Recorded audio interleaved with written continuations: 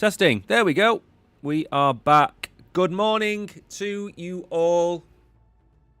Bitcoin hodlers, ETH maxis, degens. I hope you're all doing incredibly well. There is a lot of lag today. I can see how laggy I am. Just give me 1 second to try and clear that up. Maybe this will do the trick, and hopefully we are good today.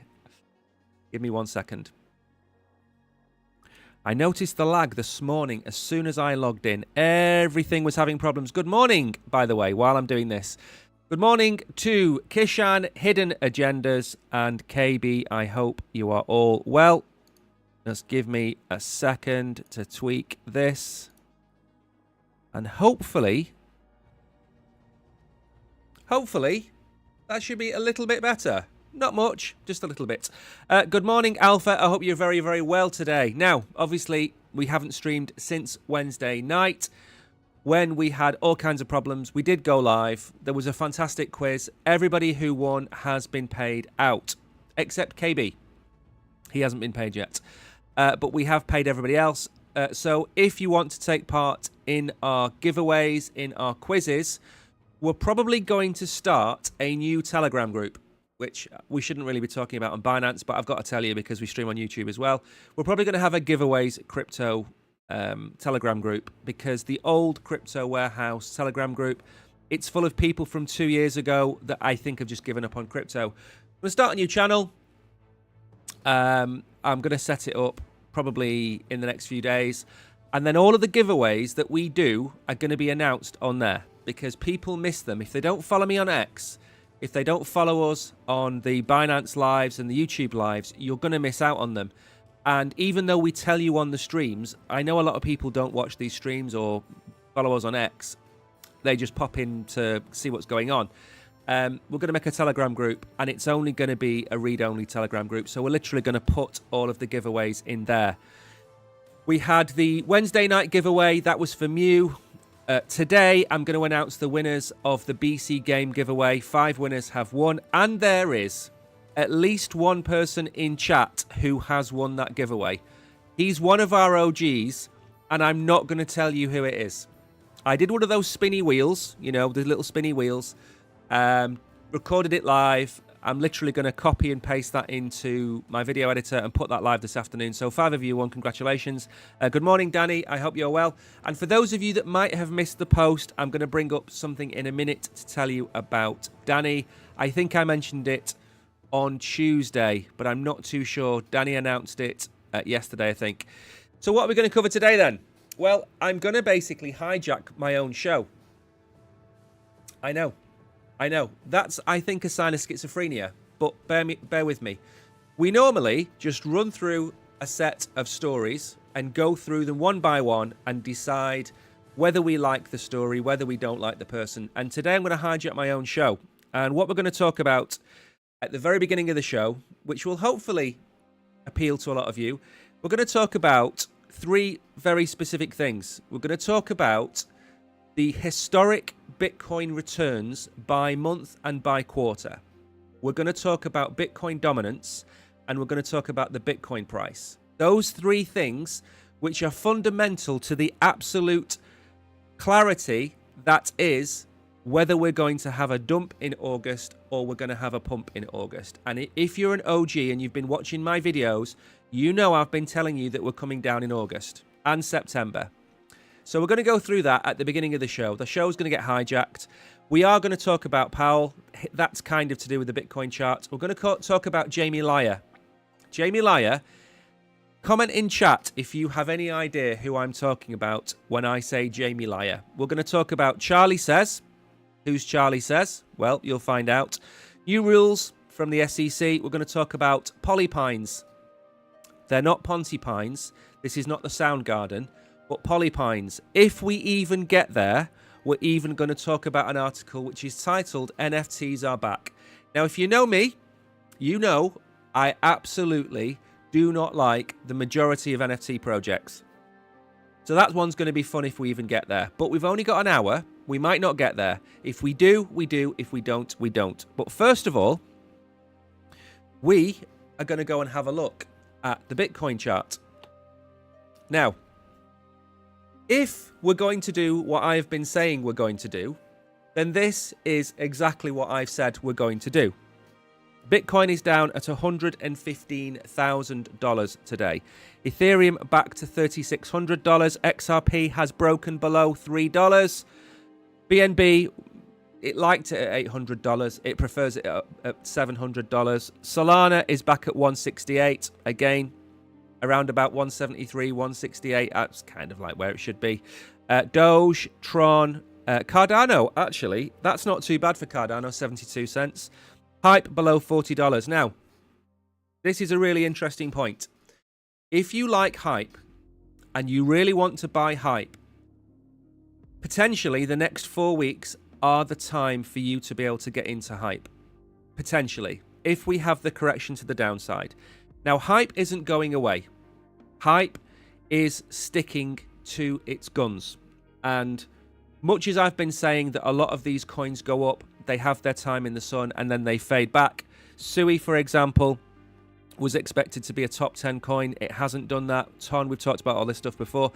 Potentially Hyperliquid, if we do have a correction, and we're going to talk about that, then Hyperliquid could go south towards $30.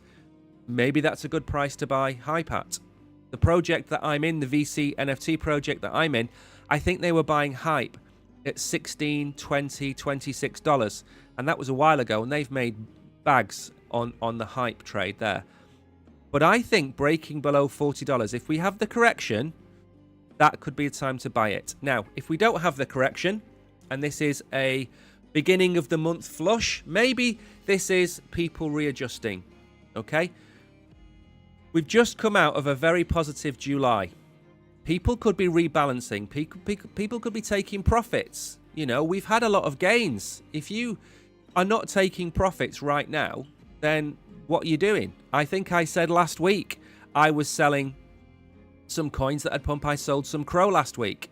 And what did I do with it? I made a video about it. I made a video about USC, which is a stable coin, but it has a multi-use stable coin. So you can use it in an app, you can use it in DeFi. It's not quite the same. It's a yield-bearing, well, it's not yield-bearing stable coin, actually. It's an algorithmic stable coin, but you can use it to earn different yields. So I've been taking a little bit of profit. That's what I did. But I haven't sold my bags because now's not the time. However, we're going to go in and talk about where we see this going in a little bit. And interestingly enough, one of the price targets I've said that Bitcoin needs to hold is now exactly where the bull market support band is. So if you want some confluence, it's that. And something else I want to mention very briefly. I made a Solana video on June the 14th, 2024. Every single thing I said in that video has come true. And everything to do with price action and where Solana is going to go has come to pass. I have predicted a $600 Solana and a $1,000 Solana, depending on how fast the ETF comes to be. So, if you've never seen that video, and the chances are you've never seen that video, why? Simply because, give me 1 second while I bring this up now. The reason you probably haven't seen that video is I think it was watched about 90 times. There we go. We're up now. So we'll go through this and then we'll bring up the Bitcoin stuff because I think that's more important than anything else today. I think there's going to be a lot of people out there who are maybe a little bit worried. Rewards get Binanced. This is actually a really good deal. And I know a lot of you are holding Mantra. Maybe you've held it for the last, I don't know, 2 years or year. Rewards get Binance. Are you holding and looking for some spiced up rewards? Binance is bringing you 30%. Now, I'm not sponsored by Binance and I'm not sponsored by Mantra. But when these things pop up, they need to be talked about. If you've got and you've got it on Binance, go and get your 30%. Simple. This is a really good way of basically, I don't want to really call it dollar cost averaging in, but getting more for your buck. So I would go and do this. Absolutely, certainly. Lock it up. This is really worth going to have a look at, especially if you've got Mantra. If you don't hold Mantra, there are some big things coming out from Mantra. JP Mullen has been talking about the buyback and burn, new partnerships, all of that kind of stuff. A really interesting point on this, actually. I want to bring up me again. As I say, I'm going to hijack my own show today. Do you know how I've been talking about the token and the project are two separate things? You know, I've been saying that for weeks, months, probably even years, but let's just stick to months. And I've been saying you can have a project like Jupiter, which is the unicorn on Solana. Solana is the third or fourth biggest blockchain in the world. Jupiter's price has been suffering. So the tokenomics are not quite there yet. They haven't drained the liquidity enough to start pumping the price on Jupiter. And I've been saying to you that don't necessarily just look at the token price when you look at a project. Well, I watched a really interesting video with the guy from Amazon, the baldy guy with the wonky eye, who's got that really weird looking wife now. And he was talking about the Amazon price, stock price. I think it went from like $110 to $13 during the very early days. And he basically got up all of the metrics to do with his company. More orders, more profit per order, less complaints. All the metrics to do with Amazon were pointing in the right direction, but the share price didn't reflect that. So you know what he did? He just carried on. He just carried on building Amazon. He just carried on building his business. Jeff Bezos, that's his name. He just carried on building the business. Sometimes the share price of a company doesn't reflect the company. That's a fact. And a lot of the time in crypto, the share prices of projects do not reflect the company, or the project, should I say. There are projects, and I'll use Ondo as an example. And the way I describe it is that a share price or a token price has two kind of reasons for being high. Either it's based on the fundamentals and it's based on the value of that project, or it's based on speculation. What is going to be the value of that project in 1, 2, 3, 4 years' time, and should you be buying that token now? That's kind of what you've got. You've got fundamentals and speculation. And in crypto, the majority of stuff is speculation. But I try and talk about projects that have fundamentals. And you need to make basically a pros and cons list of the projects that you're maybe 50-50 on. Jupiter, does it make a lot of money? Yes. Does it have solid fundamentals and a low cost base? Yes. Is it expanding and continuing to grow? Yes. So what's wrong with the price? Why is it not at $5? There are too many tokens in circulation, and people do not believe in the value proposition of Jupiter. That would put in the cons. And what you need to do is decide, is a company that makes money hand over fist, is it going to continue to have a 60 cents price of its token? And if you think it is, then you don't buy it. And you do that, and you assess each project that you want to do this with. You assess it as you go. And for me, I didn't buy OM when I made the video about OM, and I thought it was a great project. I didn't buy it, and I was saying on here, I can't believe I didn't buy any of my own token that I was talking about. And then it came crashing down, and I think I bought it at 40 cents, 50 cents, 30 cents. I can't remember what I bought it at now. But I bought that token because I believe in that project. And the token price doesn't reflect that at this moment in time. Should it be $8? Probably not. Probably not. Let's be honest. It got overhyped and it went too high. Should it be $2, $1.50, $2.50? Probably. Probably for where it is now. Look at the market cap. It should probably be just under $1 billion, I would say. Right then, Syrup USDC. Again, another project which I was paying close attention to. Clearly, they are one of the sponsors of the stream. Am I on full screen? Nope, good. Syrup is now the second largest dollar yield asset in DeFi. What is so special about that? Well, first of all, it didn't really exist 12 months ago. So it's become the second largest in 12 months. 9% The yield is derived from the institutional loans. That's where the money comes from. You get it in two types. You get it from the yield from the actual loans, and you get it from drips, which is kind of like syrup tokens. This has come from nowhere. Let's absolutely be honest about this. At the start of the year, when we started with Maple, they had a $400 or $500 million TVL. That's where we started with them. They're now almost at $3.5 billion, with an end-of-year target of $5 billion. So that company's value base will 10x in 12 months. That's incredible. But this isn't a pump and dump. And Syrup USDC is basically providing all of the liquidity to the loans. And we are not talking about Tom and Dave that own a sandwich shop. We're talking about partners through Cantor Fitzgerald, partners through Bitwise, partners through Spark. So again, if you don't hold Syrup USDC, you know nothing about Syrup USDC, go and have a look. And very quickly, we're going to move on. We've only got a couple more of these to go through, and then we're going to get into the meaty stuff, which is a couple of little charts, a couple of little tables. By the way, chats, where is everybody? I know you've all said hello. Are you all transfixed to what I say? I don't mind if you comment in chat during the stream. Let's just put that out there. I don't mind. It doesn't distract me. I don't go off on tangents. I'm more than happy to answer any questions you've got. Now, for those of you that don't remember, there was a campaign in July run by Corgi to basically make Chronos great again. Corgi AI are on a competition. They were going to give 10 winners. That was the AI one. Okay, right. They had 10 winners, each getting $500 each, and they had this competition, which was to make videos about Corgi AI. I didn't enter this, by the way.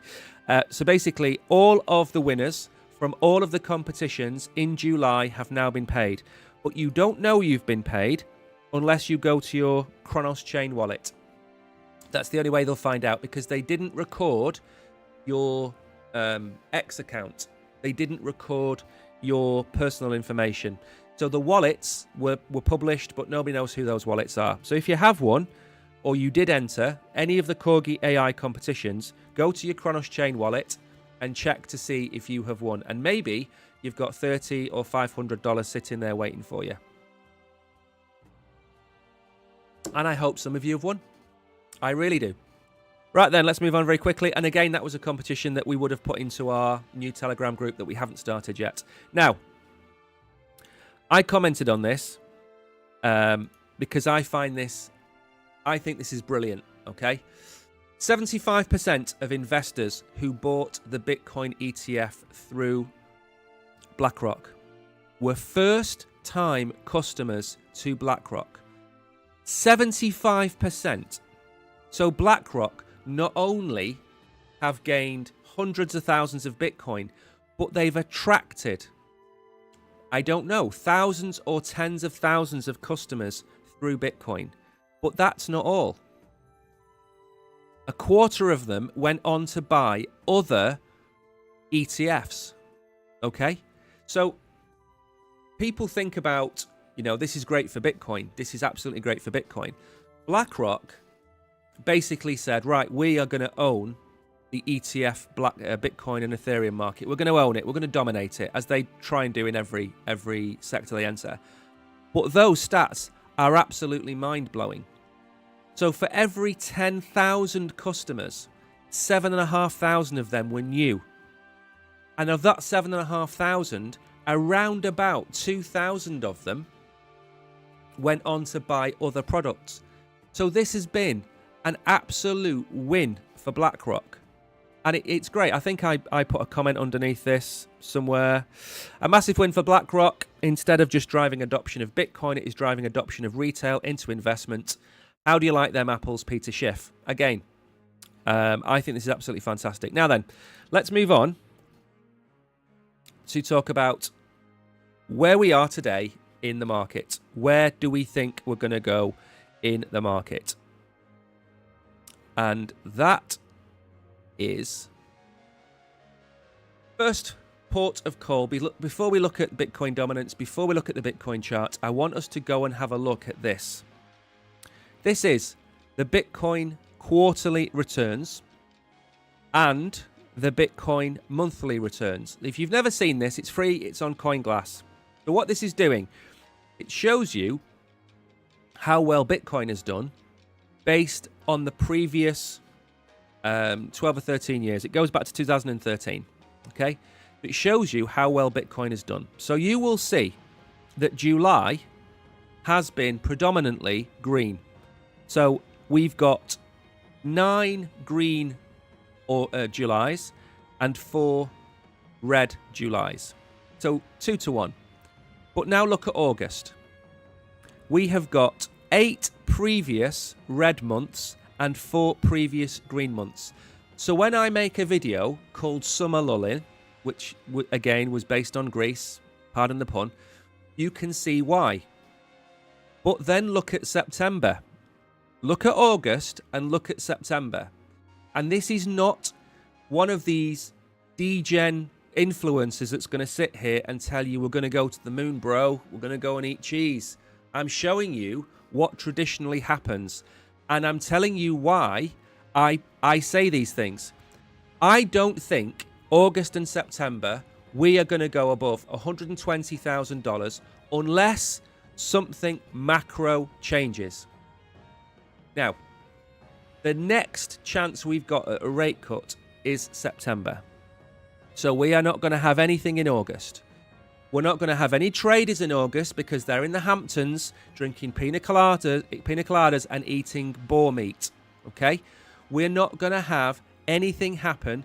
The kids are off. You've got your kids jumping up and down on the table next to you, screaming in your ear. You want to go and play football with them in the park. You can't concentrate on Bitcoin. It's game over in August, in my humble opinion. The last 3 years, we have come down, let's say on average 10%. Now, that's important. That's an important number to remember, okay? I feel like Darren Brown. I'm kind of giving you all the things that I think are going to happen, okay? Now, this is based solely on nothing else happening, okay? If there is a Bitcoin strategic reserve announced tomorrow and Donald Trump says we're going to buy 1,000 Bitcoin a day for the next 4 years, forget everything I'm saying. But I can't predict the future. I can only look at the past and give you an indication. I think we have got another 10% to go down this month. Look at September. Now, September, the last 2 years were green, but before that we had 6 red years. Then look at October. What do we always do in October? We roar, okay? The bulls roar in October. When did I tell you to pack your bags last year? I told you to pack your bags in September last year. In September last year, we didn't really go up, 4%. Look what we did. 10%. What did we do the year before?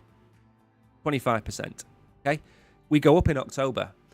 Everyone's back from the school holidays. They finished eating boar meat. They get back into their office. The kids are back at school. They've got more time to trade and concentrate. Now, it could be a cycle. It could be summer. Could be seasonal. It could have nothing to do with any of that. Okay? But there is data out there that backs it up. So I think down and sideways for the next 9 weeks. That's what I think. And that's based on these charts. Now, take last year. We came down 8.5%. We went up 7%. So technically, if this follows truth, we could be at $114,000 on the 1st of October. If you kind of just forgive the calculations, we could be at 115,000 by October. But between then and now, we're going to have ups and we're going to have downs. We're probably going to stay in the channel, which we'll show you in a minute. So that is my thesis for the next 8, 9, 10 weeks. And remember, we don't go up on the 1st of October either. It's not literally the 1st of October and up we go. It's, I think, 10 days into October. I think I said the 1st of October last year and I was out by 2 weeks. So that's my thesis. Now, to back up my thesis, and again, this isn't going to make you all feel very, very happy either. We did touch 114 and bounce back. And again, I'm not expecting us to just go through the floor and be finished with.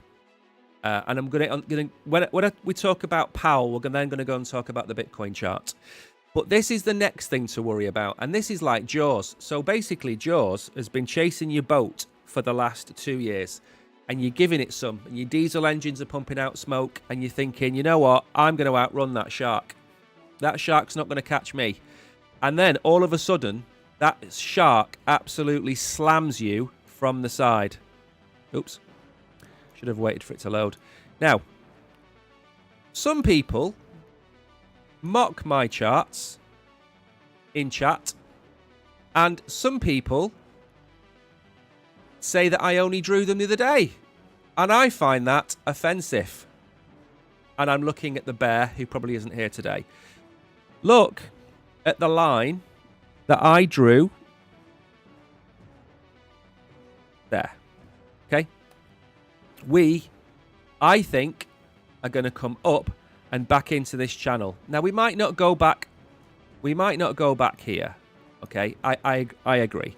But we might come back into this channel for a while. And then we might stay here until, let's say, about here. Why does he insist on using black on a white background? It blinds me. Okay, so that's what I think's going to happen. Bitcoin dominance. So Bitcoin dominance has had a breakdown, but it's done that before. We talked about this on Monday. I don't want to re-jiggle myself. This was the last time it happened. And what was this? This was the election. And then over here, we had a little tiny wick down. And then we've had some... It hasn't actually been as bad as the election, in all fairness. So I think Bitcoin dominance is going to increase. But if Bitcoin dominance increases and the price of Bitcoin is going to go sideways, where does Bitcoin dominance get the money from? It gets the money from the alts. And that, I think, is where we are going to see a slight downward action. I think the alts are going to bleed against Bitcoin. I think, but I don't know. So I think that's what's going to happen on Bitcoin dominance. So we've got sideways and down for the next 2 months. We've got Bitcoin dominance coming back up. Or I think it will come back up. Maybe it doesn't quite come up to those prices, but I think it's going to come back up. And then I think all eyes are on rate cuts in September. Now, Trump came out and said that he believes that Powell is going to cut rates in September. Now, what did you notice about that conversation with Trump? He didn't call him an idiot. He didn't call him a loser. He didn't say he's the worst Fed chair in the history of the Fed. He didn't say any of those things. He said that Powell is going to cut rates in September. Now, there's a couple of reasons he said that. Number one, he knows he can't get rid of Powell. Number two, Powell has guaranteed rate cuts in September. And I've said to you, and I think Packer mentioned this about why he wouldn't cut rates. The reason that I think everybody's having a go at the Fed right now is the Fed are using PCE or PCI, whichever one it's called, and everybody else is using CPI. And they're two different numbers. And the PCI has gone up from 2.4 to 2.6. So it's on the rise. And that's predominantly due to the tariffs. But it hasn't spiked. Okay? Everything else, energy is coming down. Energy is the number one problem. If you look at the UK is cooked because the energy prices are so high. They are gas dependent. The UK is dependent on gas. Okay? Hasn't been built a nuclear power station in about 40 years. Okay? It can't do solar because the UK never sees sunshine. And then the wind, they're building all the wind farms up at Scotland, okay, where it's the windiest place on earth apart from Northern Ireland. So the UK's cooked at the minute, but the future's bright for the UK. They're building mini nuclear reactors that can fit in containers, build about 50 of them, stick them around the UK, pull down all the wind turbines. Everyone's a happy bunny. But the point of it is, energy prices are coming down in America. That's the only one I really care about. I don't really care about the price of eggs because of some outbreak. I care about energy prices because everything requires energy to produce. Whether it's their meat, whether it's their dairy, their farming, whatever, it needs energy. So low energy and lower energy costs will bring the prices down. That, for me, is the most important thing. Now, we did hold on to 118,000. It's the start of the month. It's going to be a little bit leery. We've come down a little bit. This is really not center aligned, is it? What's with this? Why can't people make articles that fit in the middle of the screen? What is the problem? Interest rates were kept. Bank of Japan has kept its rates the same. There's obviously the worry about the carry trade with Japan. If Japan starts moving its stuff around, it's going to affect America. That's a small, minor grey swan on the horizon. Just trying to see if there's anything to take out of this. I don't really want to take anything out of that. So basically, the long and short of it is, we're in a bit of a status quo. Now we're going to have a look at the Bitcoin chart. And again, we're going to go and look at last year. And then we'll basically explain why I think we are going to hold where we are. We are bleeding right now. Good morning, Tariq. Yes, but don't worry, Tariq. It's the 1st of August. I have been telling everybody since the start of this year that this was going to happen. Been telling everybody. I feel like one of those madmen. Right. So, let's move on to the daily first before we do any of this.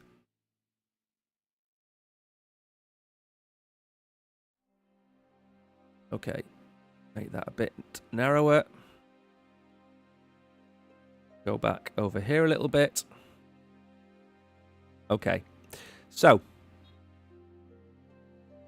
this is what happened between about March and the 11th of October last year. Okay. Now, we had a double pump here. So if we go from about here, which is June, you'll see we kind of did this for a long time and then we broke. Okay. So that's the pattern, kind of where I see us going. Now, again, please bear in mind, this is just my interpretation. So if we do that to say there, and then we probably want to take it from about there. Okay. Now there's a reason I'm putting it down there, which we'll get to in a minute. Now, we've had the bull market support band move up a long way since we had this pump. This was down at 91,000. So it's moved up $12,000 in not an insignificant period of time. So if we say that we're going to replicate what we did last year, we are not going to see, and again, let's go back to this, we're not going to see that kind of line. That doesn't happen in crypto. We should know that. So we're probably going to have some kind of action like this. And then we're going to get to October, and then we're going to break out. Let's see if I can get this up here. Now, the question is, where do we go? That is 136,000. And then I think I've got one at 150,000.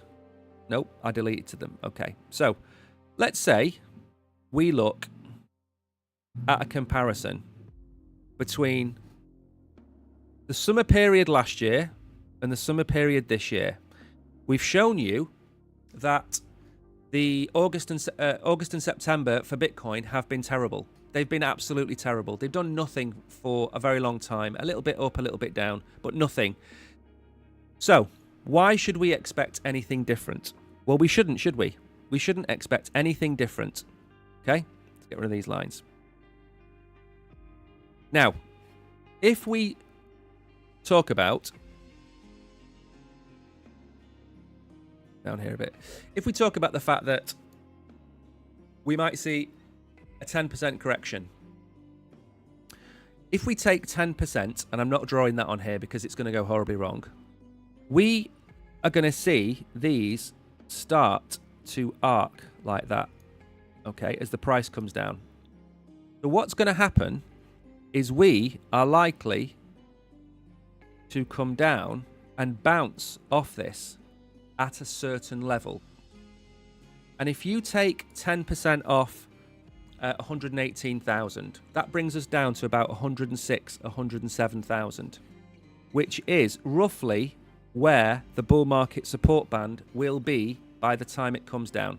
Maybe a little bit lower, maybe 106. So the 10% is important because that's the average roughly that we lose on Bitcoin. But we don't stay there. We waver in a channel, okay? Now, we were always going to have a breakout because I think if you looked at it, there was this kind of action going on where we could have broken up above 120 towards 128, 130,000. But now we've hit the 1st of August. I think we have the same thing we had last year and the year before where we do that. And maybe it's not as extreme. Maybe we don't come down this far. Maybe the channel is a little bit higher. Maybe it's like that. But, you know, look at these other... Let's get rid of this. Let's use this line. Right. If you look at that line there. So let's take that line. Let's say that 108, 109,000 is our base. And then maybe 115, 116, 118 is our top. And maybe 120 is our top. That's still a $12,000 range for Bitcoin to move around in. And again, 118,000, take away 10% is about 11,800, 12,000. So we could just stay here for 2 months. Okay, I don't want to break it to you, but there we go. Now, as I said, if Bitcoin stays in this pattern, but Bitcoin regains power, then what's going to happen to your Ethereum, your Solana, your BNB, your Cardano, your XRP? I think they're going to come down a little bit. Maybe not back to where they were 4 weeks ago, 6 weeks ago, whenever it was before the pump. But we could see Cardano back at 60 cents. We could see Solana back at $140. We could see maybe a $2.60 XRP because the money has to come from somewhere. Now, again, all of this could be absolutely pie in the sky, but I don't see us ripping in August and September. And I said it last year, and somebody in chat said something like, that's never going to happen, it's going to keep going. And I said, we're just going to be dead for 2 months. And in the end, we were dead for 2 months. But being dead does not mean that we don't have green days. We are not going to do that for 2 months. We are going to have good days and bad days. It's just a pattern. So that's where I'm thinking of for that. That's where I'm thinking that we go to. That's just my thought. So we've looked at Bitcoin dominance. We've looked at where Bitcoin has gone over the last 12 to 14 years. Normally a positive July, but absolutely normally a negative August and September. And if you look, and we can go back as many years as you want, go back 4 years, we can show you that the summer, it doesn't do anything. And then October, we have our run. So again, it doesn't mean sell up. There is an old saying, which is sell in May and go away. And I don't think that would have applied this year. Because if you'd have sold in May, let's have a look. If you'd have sold in May, you'd have sold at 105,000. And maybe we come back in September, we're back at 105,000, but I don't think so. So I think sell in May, go away, maybe a little bit different for crypto. Maybe sell in July, come back in October. Maybe that's what you should be doing. But anyway, so that is that. Now, how much of the show did I just hijack for this? Good morning. I think we're going to go sideways for 2 months. Not next week. I think we're going sideways for 2 months. I think August and September is going to just basically chop. And as I said at the very start of that entire thing, all of this is subject to the whims of Donald Trump, the whims of the White House, and Cynthia Lummis, not coming out with a strategic Bitcoin reserve. There's a lot of things which can absolutely invalidate what I have said. But based on 10 years worth of data that we have, July is green, August and September is red, but not 20% red, 5% red, 2% green, 8% red, 1% green. Just nothing. Nothing will happen for 2 months, in my opinion. Big correction on the cards. I don't think so, Simon. No. I don't think we'll get a correction. What could happen? Because we're in this sideways movement, so sentiment might turn a bit negative. What we might do is we might wick below 100,000. We might go to 96, 98,000. Okay? But we're not going to stay there. The same way that when we wicked to 76,000 and everybody was crying, saying that it was game over and Donald Trump sold them a dummy and where's Kamala Harris? We need Kamala Harris. She should have won the election. Bitcoin would be at $5 million by now if we had Kamala Harris. And then they found out that it was Trump playing games. The tariff wars brought us down to whatever it was, 76,000. And where are we? Where did we go to? Went to 120,000. We could have a wick. There could be an issue with the China-America tariffs. Yes, there could be. That would cause us to wick down. So that channel can be broken. It's just a channel, but it's like the Bitcoin dominance chart. We've broken out of the channel to the downside. We did that in November when Trump won the election. And then we came straight back into it. The DXY, which I've also put a chart up. I'm not going to do that now, I don't have time. The DXY is recovering, as I said it would. In fact, you know what? I am going to bring it up because we've got the charts open. Okay? I said we were going to go back to 100. That's what I said. We're going to go back to 100. We're not going to 0, as everybody keeps saying. We're going to go back towards 100. Now, I didn't just make that up. Okay? I didn't just make that up. You can see my pink line. Okay? Now, everybody down here, all these so-called geniuses, were saying, Trump's ruined the economy. The economy's finished. We're going to go to 0. And what happened? We bounced. And now we are back at the DXY bull market support band. I know a lot of people don't believe in that, but we came back to it, which is where I said we would go. Back to the bull market support band. Now, of course, we have two options. We have that option and we have that option. Okay? But people have got very short-term memories. People think that this is the end of the DXY. Just remember where we were back here. We were down at 89 and 90. So this isn't the end. This is a blip caused by a very large global shock to the financial system, which is Donald Trump. That's a really good name for him. He is a financial shock to the system. But we're back at 100. Now, I don't have a degree in economics. I don't have a degree in macro politics. So how can I tell you it's going to 100 and all of these geniuses can't? Because they're all out there clickbaiting. It was pretty obvious we were going to have a bounce back after such a massive shock. So if the DXY recovers, that is a little bit of another headwind for Bitcoin because Bitcoin wants a weaker dollar. That's not going to happen. We've still got QT going on as announced by Powell. So we've still got QT. So nothing is pointing to a $500,000 Bitcoin in my book. And if you want a $500,000 Bitcoin, go and watch Rich Dad Poor Dad. And he'll tell you whatever you want to hear. So I think sideways. That's the longest answer to that question I've ever given. Your favourite morning show? I'd hope so. I'd hope so. I can't think of many other morning shows, to be honest, Chris. That's the problem. And another one, okay? This is to go... I'm going to stand on my sandbox on this one. This man is the biggest hypocrite in crypto and finance. The biggest hypocrite you have ever seen. Now, we're not going to focus on this too much because, of course, it's a competition. Okay? Right. This man has called crypto crap for as long as he's known about it. Ponzi scheme, it's used by bad people. Bad people do bad things with it. It's a bad thing. It's going to, all the baby seals in Antarctica are going to die. It's going to kill all the polar bears. Anything he can say about it, okay? He's just partnered with another exchange to onboard people to crypto.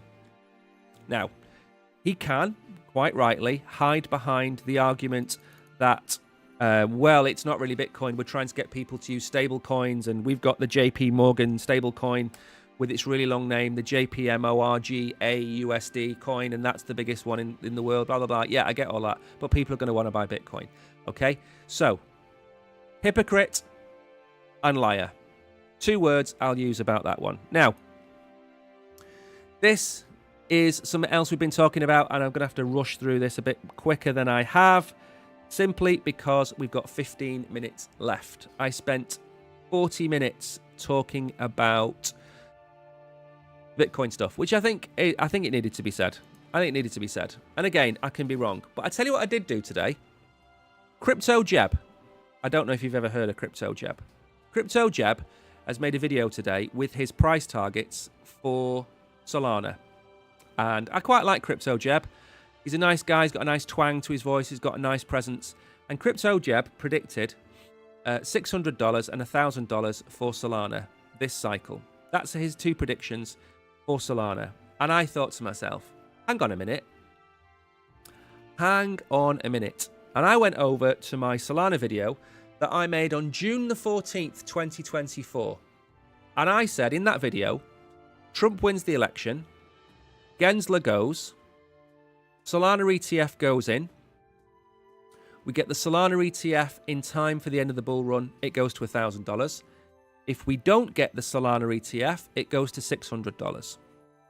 They were my predictions that I made 14 months ago. And now, other people are making the same predictions, which I would like to say is bully for me, okay? Because most people you've been listening to, CryptoZaros George said Solana would be at $1,000 by December last year. I said we'd struggle to get to $300. Who was right? Not him. People were telling you that Solana was going to go to $2,500. I never said that. So who was right? Me. Okay? Now, I'm not bigging up my own boat. I'm doing it to prove a point. The majority of people you watch on the internet are telling you things that you want to hear. They are telling you things they know you will like. Crypto Banter said the other day on one of their streams, I don't know which one it was. I think it was Rand. He said, "We are in the business of engagement." Are we? The business of engagement. Aren't we supposed to be in the business of education? Isn't that the entire point of these channels, is to try and help people? Because engagement isn't helping people. You're just mainstream media talking about crypto. You're just like the people saying that Donald Trump was going to bring down the world economy. And I was sitting here saying, well, why are you saying that? It's not going to happen. Read his book. And I was telling you that when everyone around you was telling him. Bill and Bear was in chat telling me that Trump was going to ruin everything and Bitcoin was going to zero.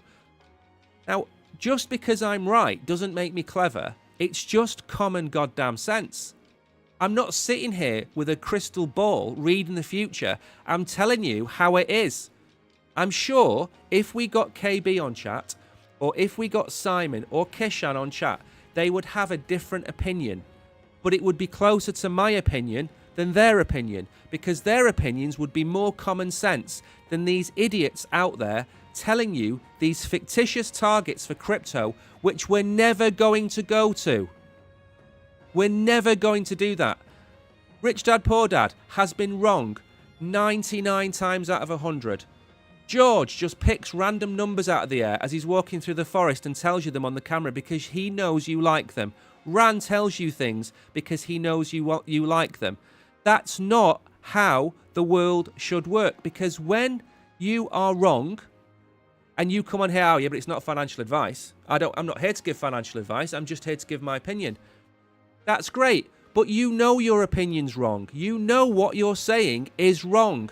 You're being disingenuous. And that's what annoys me more than anything. You're not being told, not the truth, because that sounds ridiculous. You're being given exaggerated information. Okay? That's the problem. And I'm never going to be right, by the way. I'm never going to be right. I'm fully aware I'm never going to be right. But I hope I'm less wrong than everybody else. Now, Charles has got a new stable coin on Cardano. If you can't bring them to your yard to drink your milkshake, build your own yard with your own people to drink your own milkshake. Fantastic. So they have got their own USDM stablecoin.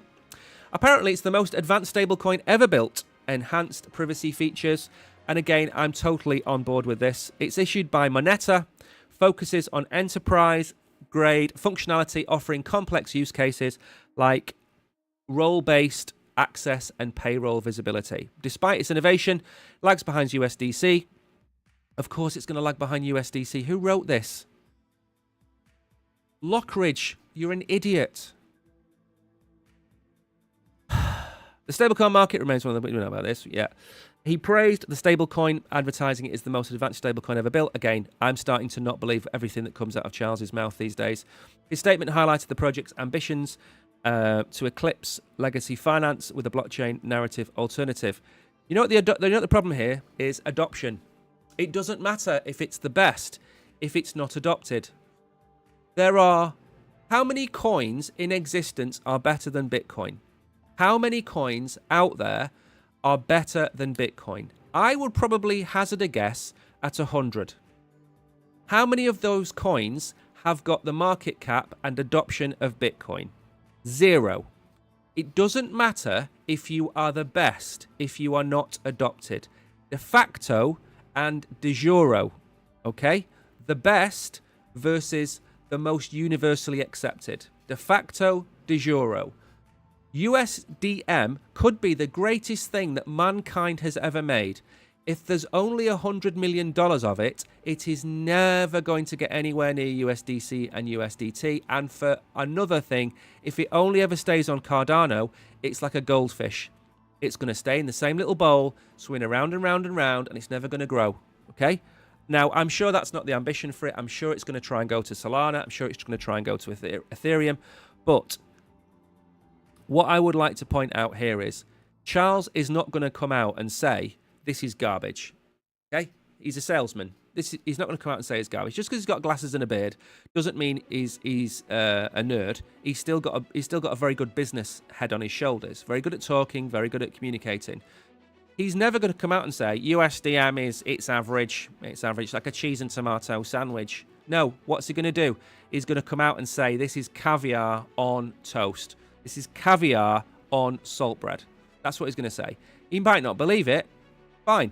But of course, he's trying to big up his own blockchain. Now, is this good for Cardano? Yes, it is.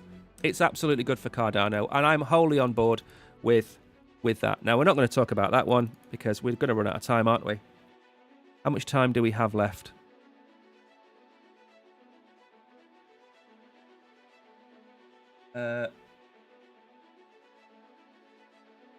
When does the bull run end? Now, okay. I have said November the 24th, 2025 for 2 years. And the reason is November the 24th is my wife's birthday. It's also the day of the last all-time high. 24th of November 2021 was the last all-time high. Therefore, I'm just going to go 4 years into the future and say 24th of November 2025. And am I going to be wrong? Probably. Am I going to be wrong by a couple of weeks? Probably. There is one other thing on the horizon, and that is this. In the last bull run, we didn't have the macro setup that we have today. And the macro setup is entirely different. We're going to run into the end of this year with QE happening, interest rates being cut. We have got, what's it called? We've got the XRP, the Solana ETFs coming on board, probably the Trump blue chip coming on board. We're going to have a plethora of new rules and regulations coming out. And I think even going back 12 months, we're in a completely different world. And you have to adapt. What does the SAS say? Is it adapt and overcome? I think that's their motto or something like that. I think we need to reassess by October where we are. And the reason is, I can't see an end to the bull run if all of the things I'm talking about come to pass. So if we see 0.5% rate cut, QE, stablecoin legislation, the real world asset tokenization, the adoption of Bitcoin by multiple other organizations. I mean, just to give you an idea, there are about 10 different treasuries trying to buy 600,000 Bitcoin at this very moment in time, excluding ETFs and excluding strategy. 600,000. We've got 2.2 million Bitcoin left on exchanges. That's 30% of the supply gone. I want to see where we are in October. I'm still going for November, the end of November, beginning of December. That's my top, okay? And what I'm going to do, as I said, if XRP is north of $5 or $6 or $7, if Cardano is north of $3 or $4, if Ethereum is anywhere near $8,000, at that time, I'm probably going to cash in my chips. And I don't care where it goes after that, because that's irrelevant to the rest of my life. But the Bitcoin stays. I'm not selling the Bitcoin. Said that in January. It's staying. And what I'm going to do is, and I can't really give the game away, but there is going to be something called Syrup BTC coming out that will probably pay somewhere about 4 or 5% APR on Bitcoin. If you have several Bitcoin and they are worth $150,000 and you're making 4 to 5% on them, why on God's green earth would you sell Bitcoin for dollars that are going to depreciate over time when you can make, let's say, 4% on them? Because 4% on $150,000 is $6,000 a year. If you've got several Bitcoin, you don't need to sell. And it's an appreciating asset, and the percentage return you get goes up as the value of the asset goes up because it's paid in Bitcoin. So for me, sell everything apart from Bitcoin by the end of the year, most probably, but I will reassess in October. I'll reassess at the start of the next run-up, which could be October the 11th, 14th, something like that. That's where I'm going to aim for. Now, I am not going to do any more of the articles because we are running out of time. And I did say I'd hijack my own show, and here I am, hijacking my own show. And I want to get to the end of the show on time. I don't want to keep everybody. It's a Friday. I've just closed a few things down. I don't know why I'm lagging so much today. There is a lot of lag on this camera. You'll notice I'm a little bit stuttery. So where are we? We are going to see sideways for 2 months. And that doesn't mean a straight line. It means peaks and troughs. So if we go to 118,000 today or tomorrow, it doesn't mean I'm wrong. If we go to 103,000, it doesn't mean we're going to 50,000.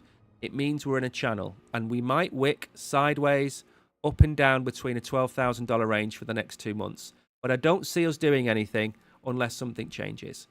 The environment itself is mega bullish. Okay? Ethereum at nearly $4,000. Okay? I was expecting us to break $4,000. We got pretty close. Bitcoin, $120,000 was a good target for us to get to. We're at a good place right now, 116,000. The thing that I'm worried about is your alts. And if Bitcoin goes sideways, I think the alts are going to bleed a little bit. And they're going to come down a little bit. But that doesn't mean I'm going to cash my chips in now, because your bags were packed last September. Remember? Pack your bags, get ready. That was in September. If you go to Brazil on holiday, you don't get up halfway through the flight and start unpacking your bags, do you?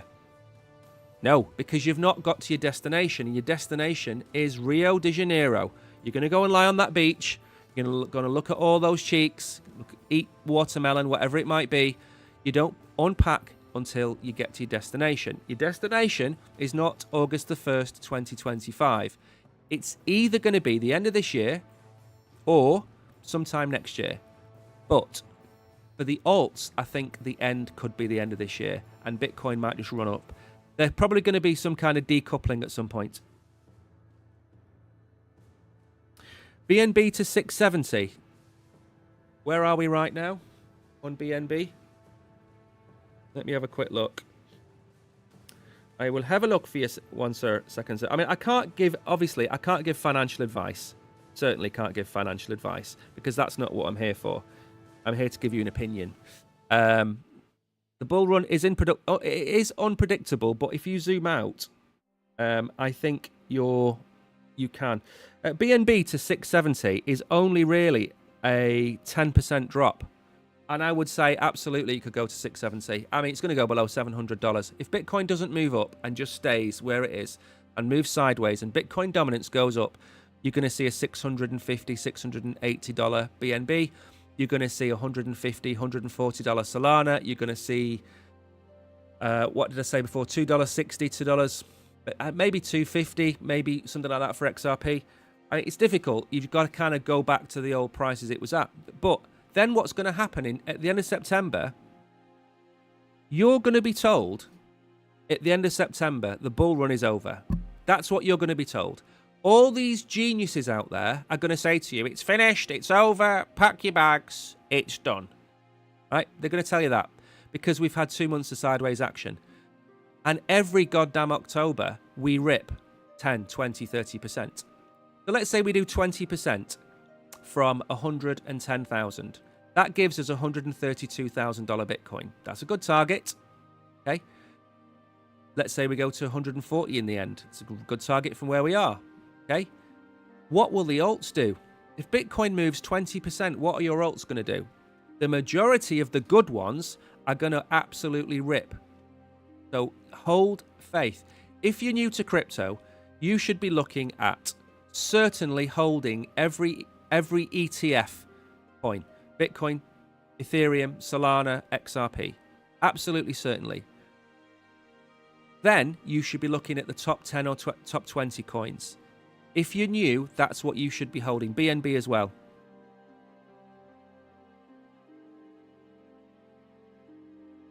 Yeah.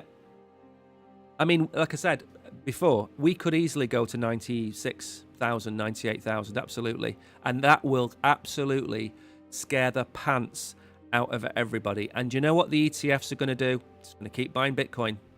Okay? Going to keep buying Bitcoin. When are we going to see the end to the ETFs buying Bitcoin? That's the question. Are they ever going to stop? Why would you not buy Bitcoin through an ETF if your manager is saying, oh yeah, you know, Bitcoin's the future? They don't follow the charts. They don't know about cycles. That manager out there is going to say, right, we're going to make an absolute killing and make your portfolios all look fantastic if we just keep buying Bitcoin. They'll just keep going buying it. 2026 is not going to be a bear market for ETFs, or 27. The bear market for the ETFs will probably come with the stock market bear market. And that's when people will sell out of their positions. And I don't think it will depend on whether Bitcoin cycle is topped, Ethereum cycle is topped. They don't care. But if there's a massive recession in America, or if, God forbid, there's another war somewhere, that will certainly drain the stock market and then, of course, drain Bitcoin. And Bitcoin, at some point, you've got to appreciate Bitcoin is going to start mimicking the stock market. Because at the minute, what is Bitcoin? Is it gold or is it a stock? What is Bitcoin? Well, how do people outside of crypto see Bitcoin? Do they see it as a get-rich scheme? Do they see it as a scam? Does they see it as a... Because they'll look back and go, right, well, I'll have made 80% this year, 50% this year, 500% this year. I'm just going to buy Bitcoin. And then what happens if it drops 25%? Are we just going to see 200,000 Bitcoin dumped in a week by the ETFs? We don't know. That's the big unknown now. We don't know. I said a long time ago, I think I said before January last year, I don't know how many Bitcoin the ETFs are going to buy, but they'll buy a lot. And the same happens with the selling of the Bitcoin ETF. We don't know how much they're going to sell. Are we going to have people who just pay per hand? Or are we going to have diamond hands for the next 10 years? Because I tell you something, if we go anywhere near $1 million for Bitcoin and people don't sell out of their ETFs, I don't know what to say. Anyway, thanks everybody. I'm off for the week. The winners of the BC Game competition, I said at the start,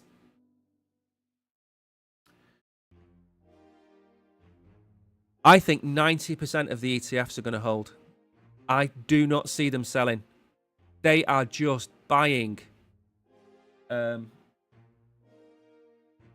I don't believe that the alt season is going to happen in August and September. I do believe the alt season will happen in October and November. And I do think, I mean, I'm conservative, which is probably why I don't get watched by more people, because I'm conservative. But I think certainly the price targets I set 2 years ago are going to come true. And that was based on a market cap of 6 to 10 trillion. That's a total market cap of crypto at 6 to 10 trillion was one of the first things I ever said.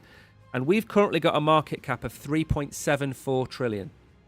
So if we go to 7.5, no, 6 to 6, if we go to 8 trillion, that's another 150% from here on everything.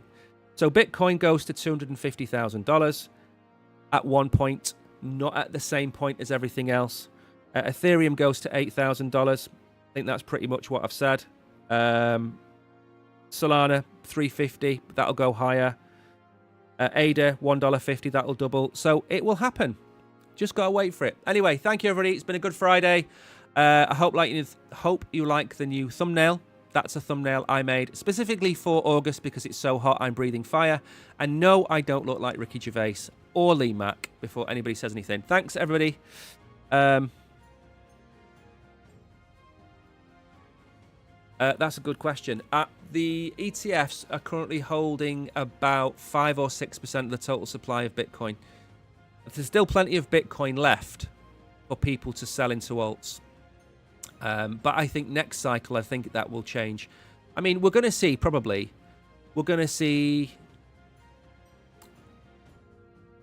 to 40% of all Bitcoin owned by ETFs within the next 5 years. I would say. And strategy is going to go to 1 million. So I think you could lose 40% of Bitcoin to institutions. Absolutely. And if they keep buying the way they're going to buy. The thing is, we've got game theory. And I think game theory is going to kick in very, very soon. But anyway, I'm going to go. Take care. Have a great weekend, everyone. See you on Monday.